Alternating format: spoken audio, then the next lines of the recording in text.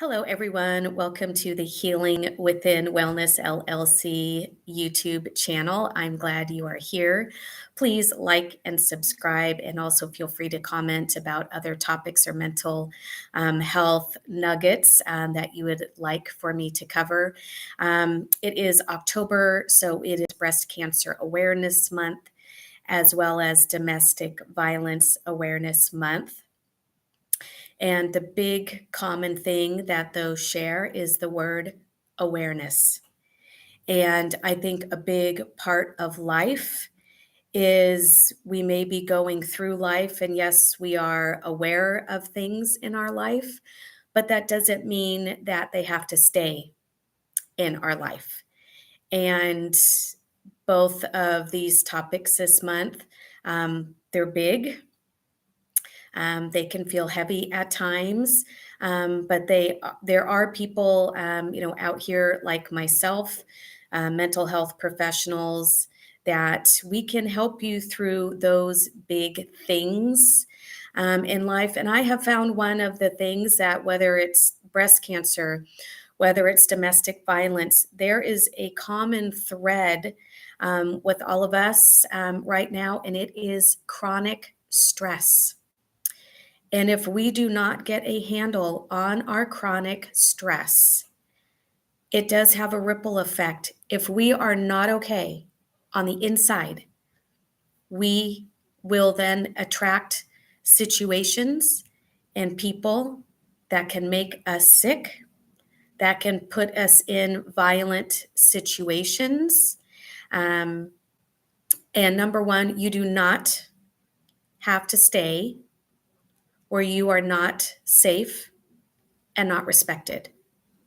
And I know in most communities, I know in my community, there are an abundance of resources for people, for housing, for clothing. There are lots of resources for people that are need resilience training, healing from trauma. All those resources are in your communities. It's taking that step and stepping into your power and saying, I need some help. I need some guidance. And it is not a sign of weakness. It means that sometimes we need help that is outside of ourselves. And we can't get better. We can't get into better situations. We can't get into better relationships until we start building a community and we start participating in community that is going to support you. So I know I've watched someone online for a long time who said, show me your friends, show me your future. So what does your home life look like? What does your social life look like? Who are you allowing in your space? And how is that going for you? Is it respectful? Are you respecting your body? Are you respecting your body through nutrition? Are you respecting your body through getting enough sleep? Are you respecting your body through staying hydrated? That those very simple, basic needs, are you denying them? Or are you treating your body like crap? Because maybe people around you are treating you like crap. So it begins with you. It begins with some big decisions, and it starts with a commitment to yourself that I'm going to put myself first. And it is not selfish, it is necessary. Or guess what? If you don't start putting yourself first, then other people are going to start coming in and taking what they want from you, whether it's mind, body, soul. There's a lot out there right now that don't care. And on the other side of that, there are people like me that we do care, and we want you to succeed, and you matter, and we want you to thrive.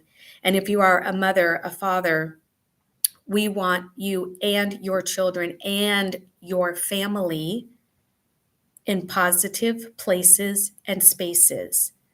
So this awareness starts with your spouse, your partner. What do those environments look like? Can you start making changes within those environments? If not, then please reach out. There are agencies, there are nonprofits, there are plenty of places that you can go and get help, um, funding. There are a lot of places that will especially help women with kids, your housing, get you back on your feet, get some clothes, but really giving again life to this awareness because of chronic stress. You don't want to develop breast cancer. Because of chronic stress, you don't want your home life continuing possibly down, a violent path. So some self-care tools. The first thing I would say is, bring a word or bring an image to your mind that brings some kind of peace or some kind of joy. And even if you kind of, need to, you need to create that as well for your kids. You need to create the safety. Um, you need to create these environments where you will ultimately thrive. And if you can do that, staying where you are, okay. And if not, then, please make and take steps then to ensure, your physical safety, your mental safety, and also your spiritual safety too. Our bodies crave and need safety.